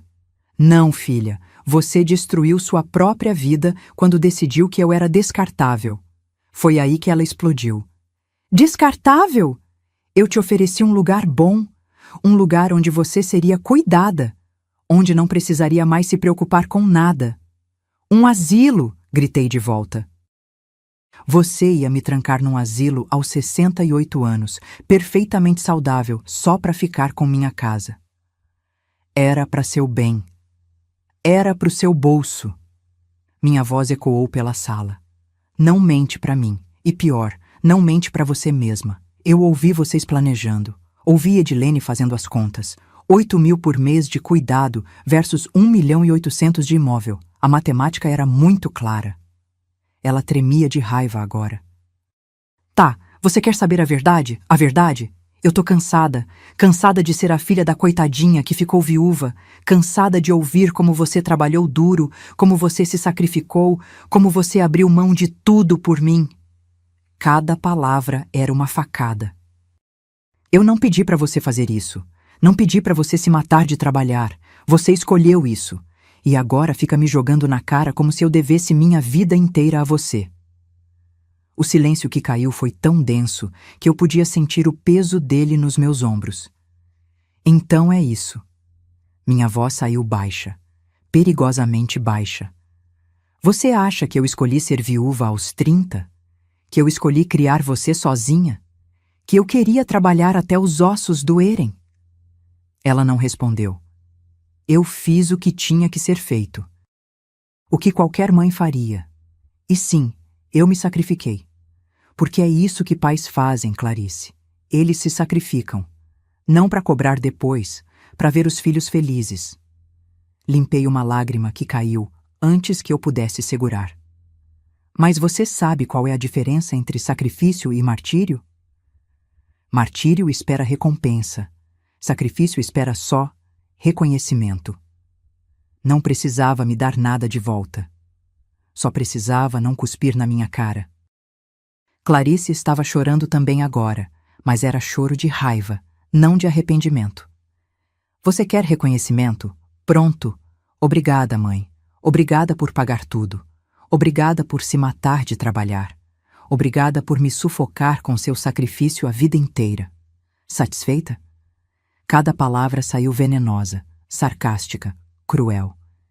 E foi naquele momento que eu entendi. Entendi que minha filha não ia mudar. Não agora. Talvez não nunca. 30 dias, eu disse. O quê? 30 dias, não 45. Quero vocês fora daqui em 30 dias. Vou falar com um advogado hoje ainda. Você não pode fazer isso. Posso. E vou. Virei para sair, mas olhei para trás uma última vez. E Clarice, sobre sua promoção. Não fui eu que destruí sua carreira. Foram suas escolhas, sua arrogância, seu desprezo. O Dr. Humberto só viu o que eu vi há muito tempo. Você não está pronta para liderar ninguém. Porque líderes respeitam pessoas. E você nem respeita quem te deu a vida. Subi as escadas. Atrás de mim, ouvi Clarice gritar. Ouvi algo se quebrando. Provavelmente ela jogou alguma coisa na parede. Ouvi Rodrigo tentando acalmá-la, mas eu não voltei. Entrei no meu quarto. Tranquei a porta. Peguei o telefone e liguei para o Dr. Tavares. Doutor, pode antecipar o despejo para 30 dias? Posso, mas a senhora tem certeza? Isso vai tornar as coisas mais tensas. Tenho certeza. Quanto mais rápido eles saírem, melhor. Desliguei, sentei na cama e chorei. Não de arrependimento, mas de luto. Luto pela filha que eu achei que tinha criado, pela relação que eu pensei que a gente tinha, pela família que nunca existiu de verdade. Às vezes, a verdade mais dolorosa não é descobrir que alguém te traiu. É descobrir que você nunca conheceu essa pessoa de verdade. A segunda semana foi pior que a primeira. Muito pior. Clarice parou de ir trabalhar. Ligou dizendo que estava doente, estressada, precisava de uns dias. Mas eu sabia a verdade. Ela estava com vergonha. Vergonha de encarar as pessoas que tinham estado naquele jantar. Vergonha de enfrentar Dr. Humberto depois de perder a promoção. Ela ficava no quarto o dia inteiro. Rodrigo saía para trabalhar de manhã e voltava à noite, sempre com aquela cara de quem está carregando o mundo nas costas. Edilene apareceu no 10º dia. Toquei a campainha às 9 da manhã. Quando abri a porta, lá estava ela. Mas não a Edilene impecável de sempre. Essa estava com olheiras, o cabelo preso num rabo de cavalo meio torto, sem maquiagem. Marta, precisamos conversar. Não temos nada para conversar. Comecei a fechar a porta, mas ela colocou o pé na frente. Por favor, 5 minutos. Suspirei. Abri a porta. Ela entrou, olhou ao redor da casa como se estivesse vendo pela primeira vez, ou talvez estivesse vendo pela última. Clarice não tá bem, ela disse direto ao ponto. E você acha que eu não sei disso? Não, você não entende. Edilene se virou para mim. Ela não tá comendo, não tá dormindo. Rodrigo tá preocupado, eu tô preocupada. Ela hesitou. Ela disse umas coisas preocupantes. Meu estômago apertou. Que tipo de coisas? Que não vale a pena, que ela estragou tudo, que seria melhor se... Edilene não terminou a frase. Por um segundo, só um segundo, senti medo. Ela precisa de ajuda profissional, eu disse. Um psicólogo, um psiquiatra, talvez. Ela não quer. Diz que todo mundo vai ficar sabendo, que vai manchar ainda mais a reputação dela. Edilene deu um passo na minha direção. Marta, você precisa perdoar ela.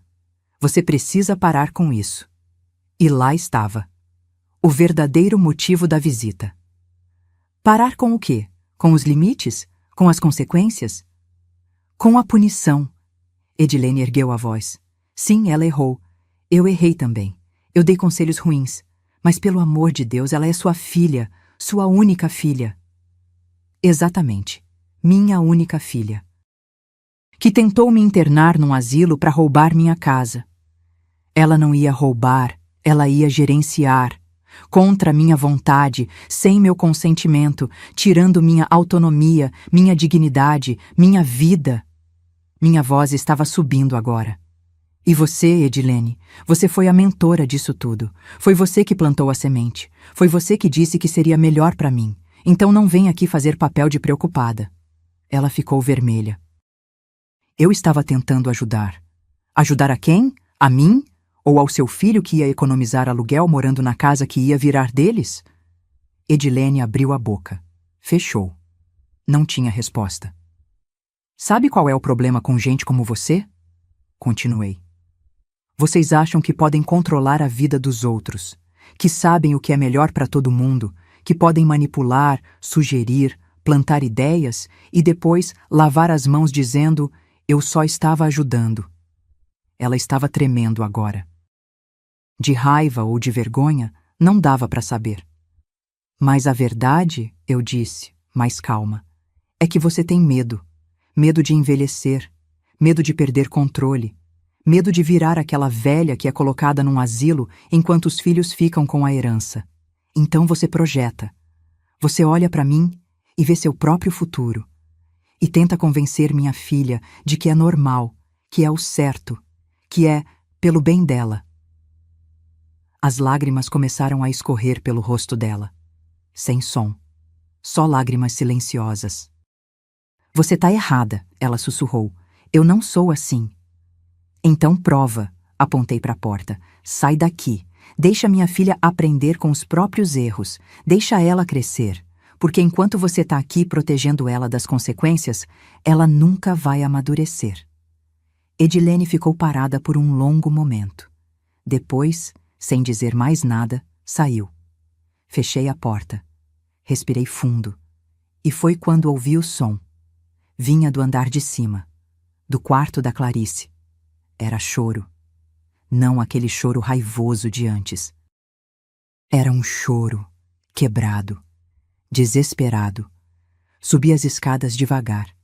A porta do quarto dela estava entreaberta. Olhei para dentro. Clarice estava sentada no chão, encostada na cama, abraçando os joelhos. O quarto estava uma bagunça. Roupas espalhadas, gavetas abertas, caixas de mudança pela metade. Ela me viu, não tentou esconder o choro. Eu perdi tudo, ela disse, a voz rouca. Meu emprego, minha reputação, minha casa, tudo. Não respondi, só fiquei na porta. Você tá feliz? É isso que você queria? Me ver destruída? Não. Minha voz saiu mais suave do que eu esperava. Não é isso que eu queria. Então por quê? Por que você está fazendo isso? Entrei no quarto. Sentei na beirada da cama, ainda mantendo distância. Porque você precisava cair para aprender a levantar. Olhei para ela. Clarice, você passou a vida inteira com rede de segurança. Faculdade? Eu paguei. Carro? Eu dei. Apartamento? Eu comprei. Toda vez que você caía, eu aparecia para segurar. E você nunca aprendeu a se levantar sozinha. Então você me deixou cair de propósito. Te deixei sentir o peso das suas escolhas. Tem diferença. Ela limpou o rosto com as costas da mão. Eu não sei o que fazer agora. Não sei como consertar isso. Você começa, eu disse, aceitando a responsabilidade. Não colocando a culpa na Edilene, no Rodrigo, em mim. Você olha no espelho e diz, eu errei. E aí você decide quem você quer ser daqui pra frente. Ela ficou quieta por um longo tempo. E se eu não conseguir? E se eu não for forte como você? Você é mais forte do que pensa. Você só nunca precisou usar essa força porque eu sempre estava lá para usar a minha. Me levantei. Mas agora você vai ter que descobrir. Ia sair quando ela falou, tão baixo que quase não ouvi. Me desculpa. Parei na porta. Não me virei. Eu sei que já é tarde demais. Eu sei que você não vai me perdoar. Mas me desculpa. Por tudo. Ficou pendurado no ar. Aquele pedido de desculpas. Era sincero? Era desespero? Era manipulação de última hora? Eu não sabia. E naquele momento, não importava. 20 dias, eu disse. Vocês ainda têm 20 dias. Usa esse tempo para se organizar, para pensar no que você realmente quer e quem você quer ser. E saí do quarto. Meu coração estava apertado. Minhas mãos tremiam. Porque por mais que eu quisesse ser forte, por mais que eu soubesse que estava fazendo o certo, ela ainda era minha filha, e parte de mim ainda sangrava por ela. Mas sangrar não significava ceder, significava só que eu ainda era humana. 3 meses se passaram desde que Clarice e Rodrigo saíram da minha casa. A mudança deles foi silenciosa. Num sábado frio de manhã, um caminhão de mudanças parou na frente. Eles levaram os móveis do quarto, as roupas, os objetos pessoais. Não levaram nada que fosse meu, nem tentaram. Clarice desceu as escadas pela última vez, carregando uma caixa de fotos antigas. Parou na porta, olhou para mim. Tchau, mãe. Só isso. Nenhum abraço. Nenhuma lágrima. Só um tchau seco. Cuida-se, respondi. E eles foram. Fiquei sozinha naquela casa grande pela primeira vez em 2 anos e meio. O silêncio era tão absoluto que eu conseguia ouvir o relógio da sala marcando os segundos. Andei pelos cômodos vazios. O quarto que tinha sido deles agora era só um espaço com marcas de móveis no chão. A sala de jantar ainda tinha aquela sensação pesada do jantar desastroso, mesmo depois de 3 meses. Sentei no sofá. Olhei ao redor. E pensei, e agora? A resposta veio mais rápido do que eu esperava. Na segunda-feira seguinte, coloquei a casa à venda. 3 imobiliárias vieram avaliar. Os valores variavam entre 1.700.000 e 1.900.000 reais. Fechei com a que ofereceu 1.850.000 e me prometeu discrição. Dona Marta, a corretora disse, uma casa como essa, nessa localização, vai vender rápido, 1 mês, no máximo. Ela estava certa, levou 3 semanas. Um casal jovem com 2 filhos pequenos. Ele era médico, ela professora universitária. Eles olharam cada cômodo com aquele brilho nos olhos de quem estava realizando um sonho. É perfeita, a mulher disse sorrindo. Dá para sentir que foi uma casa feliz. Foi? Eu quis perguntar. Mas só sorri e assenti. Assinamos os papéis numa terça-feira chuvosa. O dinheiro caiu na minha conta 2 dias depois. 1.850.000 reais.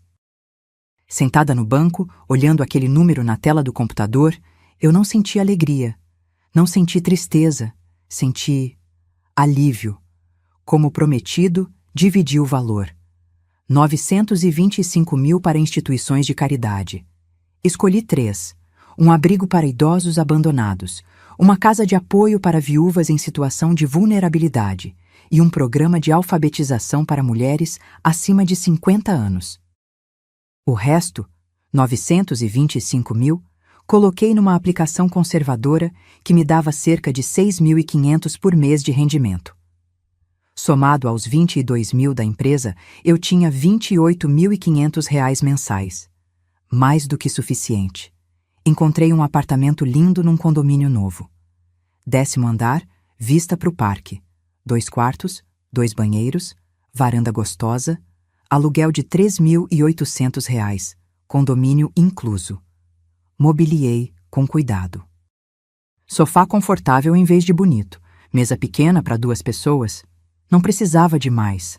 Cama nova, colchão bom para o meu corpo que já reclamava de 68 anos de trabalho duro. E trouxe as cortinas de linho bege da Dalva. Mandei ajustar para o tamanho das janelas novas. Ficaram perfeitas na sala, filtrando a luz da tarde. Popularescas, Edilene tinha dito. Mas para mim eram memória. Eram raiz. Eram a prova de que tradição não envelhece mal. Pessoas é que não sabem dar valor. Há confecções. Marta continuava crescendo. A fundação que eu tinha criado já estava ajudando 17 mulheres a abrir pequenos negócios. Tinha uma costureira em Campinas, uma doceira em Ribeirão Preto, uma manicure em Santos. Todas viúvas, todas recomeçando.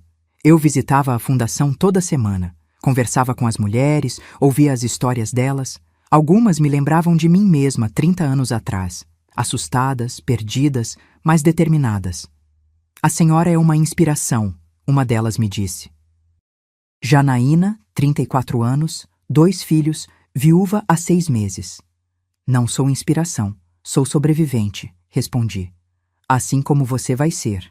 E ela foi. 3 meses depois, a pequena loja de artesanato dela já estava se pagando. Mas nem tudo eram flores. Teve dias que eu acordava no apartamento novo e esquecia onde estava. Procurava pelo corredor longo que levava ao meu quarto antigo. Estranhava o silêncio diferente. Teve noites que eu olhava para o celular esperando uma mensagem da Clarice que nunca chegava. Teve momentos que eu me pegava cozinhando comida demais, como se ainda tivesse mais gente para alimentar. Solidão tem peso. E eu carregava esse peso todos os dias. Fiz amizade com a vizinha do apartamento ao lado. Dona Francisca, 72 anos, viúva há 10. A gente tomava café juntas às tardes, conversava sobre a vida, dividia as dores da idade. Você fez certo, ela me disse um dia quando contei a história toda. Filho não é dono da gente, e a gente não é capacho deles. Mas dói, admiti. Claro que dói. Amor sempre dói quando precisa escolher entre o outro e a gente mesma. Ela segurou minha mão. Mas dor passa, arrependimento não. E ela estava certa. Um dia, 2 meses depois da mudança, eu estava no mercado quando vi Clarice. Ela estava no corredor dos produtos de limpeza, comparando preços de detergente. Vestida simples, jeans e blusa branca, sem maquiagem elaborada, cabelo preso num coque prático. Meu coração disparou. Fiquei paralisada. Foi quando ela me viu. Nossos olhos se encontraram. Por 3 segundos completos, nenhuma de nós se mexeu. Então ela desviou o olhar. Pegou o detergente mais barato, colocou no carrinho e foi embora para o outro corredor. Não falou comigo, nem acenou. Apenas seguiu. Fiquei ali parada, segurando o meu próprio carrinho, sentindo o peito apertar. Ela tinha me visto, tinha me reconhecido e tinha escolhido seguir em frente. Era o que eu queria, não era? Que ela aprendesse a viver sem mim? Então por que doía tanto? Paguei minhas compras no automático. Dirigi para casa. Subi para o apartamento. E chorei. Chorei pela filha que eu tinha perdido. Pela relação que nunca ia ser a mesma. Pela família que se despedaçou. Mas também chorei de alívio, porque Clarice estava viva. Estava de pé. Estava fazendo compras, comparando preços, vivendo. Estava aprendendo.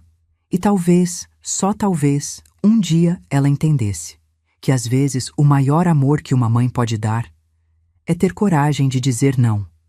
Um ano. Um ano inteiro se passou desde aquele jantar que mudou tudo. Eu tinha me acostumado com minha nova vida. O apartamento pequeno tinha virado lar. As manhãs de café com Dona Francisca viraram rotina. A fundação estava prosperando. Já eram 32 mulheres sendo ajudadas. A confecções. Marta tinha acabado de fechar um contrato grande com uma rede nacional. Minha conta bancária estava mais saudável do que nunca. Meu corpo, surpreendentemente, também. Sem o estresse constante, minha pressão tinha normalizado. Eu dormia melhor, ria mais. Era uma terça-feira de tarde quando meu celular tocou. Número desconhecido. Atendi com cautela. Alô? Mãe? A voz era hesitante, frágil. Meu coração parou. Clarice? É. Silêncio. Respiração pesada do outro lado. Você pode conversar? Só alguns minutos. Se não puder, eu entendo. Pode falar. Outro silêncio, mais longo. Eu preciso te ver, pessoalmente. Tem umas coisas que eu preciso te contar. A voz dela quebrou um pouco. Por favor. Fechei os olhos. Todas as feridas que eu achei que tinham cicatrizado começaram a latejar de novo. Onde? Aquela cafeteria perto do Parque das Flores, você conhece? Conheço. Amanhã, 3 horas da tarde. Você consegue? Consigo. Obrigada, mãe. Obrigada por atender. Desliguei, sentei no sofá, as mãos tremendo. Dona Francisca, que estava na minha sala tomando chá, olhou para mim preocupada. Quem era? Minha filha. E... Ela quer conversar. Francisca veio sentar ao meu lado. E você quer? Não sei. Olhei para as minhas mãos. Parte de mim quer abraçar ela e fingir que nada aconteceu. Mas a outra parte... Pausei. A outra parte ainda sangra. Então vai. Ouve o que ela tem para dizer. E depois você decide. Na tarde seguinte, cheguei à cafeteria 5 minutos adiantada. Pedi um chá de camomila e sentei numa mesa do canto, de costas para a parede. Posição estratégica, podia ver a porta. Clarice chegou na hora exata. 3 horas. Quando ela entrou, levei um susto. Ela tinha mudado. O cabelo estava mais curto, na altura dos ombros. Sem tinta, deixando os fios grisalhos naturais aparecerem. Ela tinha apenas 35 anos, mas alguns brancos já começavam a despontar nas têmporas. Roupas simples. Nada de grife. Jeans desbotado, blusa de algodão clara, tênis confortável. Mas o que mais chamou a atenção foi a barriga. Ela estava grávida, uns 5 meses pelo tamanho. Nossos olhos se encontraram. Ela hesitou na porta, então caminhou até minha mesa. Oi, mãe. Oi, ela sentiu. Colocou a bolsa no colo, depois mudou de ideia e colocou no chão, nervosa. Você tá bem? Perguntei, porque alguém precisava quebrar o silêncio. Tô. Acho que tô. Ela forçou um sorriso. Você tá diferente, mas... leve. Viver sem peso ajuda. Ela encolheu, como se tivesse levado um tapa. Desculpa, foi grosseiro. Não foi, foi verdade. Clarice respirou fundo. Mãe, eu não vim aqui pedir para você me perdoar, nem para voltar atrás com tudo que aconteceu. Eu sei que não dá. Eu sei que eu destruí tudo. Fiquei quieta, esperando. Vim porque eu preciso te contar algumas coisas. E porque... Ela colocou a mão na barriga instintivamente. Porque eu vou ser mãe. E eu tô apavorada. Por quê? Porque eu não sei se vou conseguir. Não sei se vou ser boa nisso. E porque... As lágrimas começaram a cair. Porque eu olho para essa barriga e penso em tudo que você fez por mim. E em como eu joguei tudo fora. Ela limpou o rosto com as costas da mão, num gesto tão parecido com o meu que doeu. Depois que eu saí da sua casa, tudo desmoronou. Perdi a promoção, você já sabe. Fiquei 6 meses como analista sênior, todo mundo me olhando de lado, comentando. Foi humilhante. Ela pegou o guardanapo da mesa e torceu entre os dedos. Rodrigo e eu voltamos pro apartamento que você tinha comprado. Descobrimos que tinha IPTU atrasado de R$ 18.000. Gastamos todas as nossas economias para quitar. O apartamento tá no nome de vocês, falei. Era responsabilidade de vocês. Eu sei, mas na época eu achava que você ia continuar pagando tudo para sempre. Ela soltou uma risada amarga. Que idiota eu era, né? Não respondi. Edilene parou de falar comigo. Disse que eu tinha embaraçado a família. Rodrigo e eu quase nos separamos. A gente brigava todo dia. Ele me culpava, eu culpava ele, todo mundo culpava todo mundo. Ela parou. Pediu um copo d'água para a garçonete que passou. Aí, 4 meses atrás, descobri que estava grávida. Olhou para a barriga de novo. E eu entrei em pânico. Porque eu olhei para o que minha vida tinha virado e pensei, como eu vou criar uma criança assim? Como vocês estão financeiramente? Perguntei prática. Apertado. Muito apertado. Rodrigo ganha 10.000 no escritório. Eu voltei a ganhar 11.000 depois que mudei de empresa. Saí daquela, não aguentava mais as fofocas. Juntos, 13.000 depois dos descontos. Apartamento tem condomínio de 1.200, IPTU de 300. Sobra pouco. Ela estava contando nos dedos, como eu fazia quando ela era criança, e eu explicava o orçamento do mês. A gente vendeu o carro, os dois. Agora a gente usa transporte público. Ela olhou para mim. Igual você fazia quando eu era pequena, lembra? Lembrava. Ônibus lotado às 7 da manhã, ela sentada no meu colo, indo para a escola. E sabe o que eu descobri? Ela continuou. Que não é o fim do mundo. Não ter carro, digo. A gente economiza gasolina, estacionamento, manutenção. E eu tenho tempo para pensar no ônibus. Tempo que eu não tinha antes. Pensar em quê? Em você, em tudo que você fez. Em como eu nunca parei para agradecer. As lágrimas voltaram, mas ela não limpou dessa vez. Deixou cair. Mãe, eu fui uma filha horrível, horrível. E eu não tenho desculpa. Não posso botar a culpa na Edilene, não posso botar a culpa em ninguém. Fui eu, minhas escolhas, minha arrogância. Ela pegou minha mão por cima da mesa. Eu não puxei, mas também não retribuí o aperto. Eu tô pedindo desculpas, de verdade. Não porque eu quero que você me perdoe, mas porque você merece ouvir. Você merece saber que eu entendi. Demorou, doeu, mas eu entendi. Olhei para a mão dela segurando a minha. Era menor que a minha, mais suave, sem calos de tanto trabalho. O que você entendeu, Clarice? Que você nunca me devia nada. Que cada coisa que você fez foi escolha sua, por amor. Que eu transformei amor em obrigação na minha cabeça para não precisar me sentir grata. Ela soluçou. E que eu quase cometi o mesmo erro que eu jurei que nunca ia cometer. Que erro? Subestimar alguém que eu amo. Ficamos em silêncio. O barulho da cafeteria ao nosso redor, conversas, xícaras batendo, máquina de café apitando. Você vai perdoar ela? Perguntei, apontando para a barriga. Quando ela errar com você, quando ela te decepcionar. Vou tentar. Então tenta comigo também. Ela levantou a cabeça, os olhos arregalados. Não tô dizendo que a gente volta a ser o que era, eu continuei. Porque não dá. A gente não era nada saudável antes, Clarice. Eu te sufoquei com meu sacrifício. Você me sufocou com sua ingratidão. A gente tá quebrada. Mas quebrado pode ser colado. Só fica com cicatriz. Eu aceito cicatriz. Ela apertou minha mão.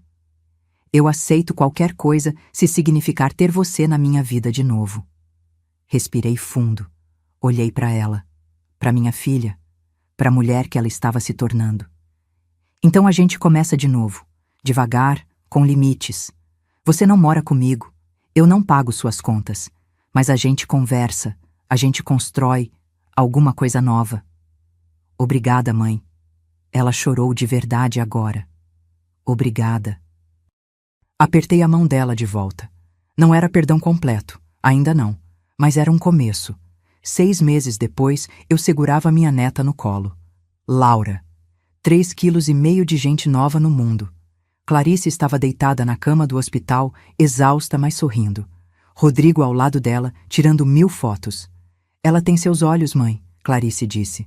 Olhei para a criança minúscula nos meus braços. Ela tinha mesmo. Olhos escuros, expressivos. Tomara que ela tenha sua força também, Clarice acrescentou, mais baixo. Ela vai ter a própria força dela, respondi. E você vai estar lá para ajudar ela a descobrir. Entreguei a bebê de volta para Clarice. Vi ela segurar a filha com um cuidado que eu reconhecia. O mesmo cuidado que eu tinha tido com ela 35 anos atrás. Você vai errar, eu disse. Vai errar muito. Toda mãe erra. Eu sei. Mas se você lembrar de uma coisa só, lembra disso. Respeito não é opcional. Nem quando ela crescer. Nem quando ela discordar de você. Nem quando ela te decepcionar. Respeito sempre. Clarice acenou. Sempre. Saí do hospital naquela tarde com o coração mais leve. Não estava tudo resolvido. Talvez nunca estivesse. Mas havia esperança. E às vezes, esperança é suficiente. Essa foi minha história. A história de uma mulher que precisou dizer não para ensinar o que é sim de verdade. Eu aprendi que amor sem limite não é amor, é anulação. Que família não é quem te aceita sendo capacho, mas quem te respeita sendo inteira.